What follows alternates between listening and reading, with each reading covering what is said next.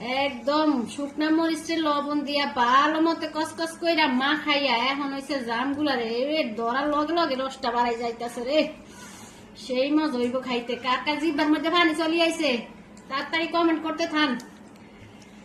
এই জাম ছোটবেলায় যে গাছ উড়ি কত খাইছি, আর এখন বুঝতে আমার একটা শরীর হয়েছে গাছ উড়ুন তো দূরের কথা, কল্পনাও করতে পারি না যে জাম গাছ উড়ি জাম পাড়ি তারপরে খাইম।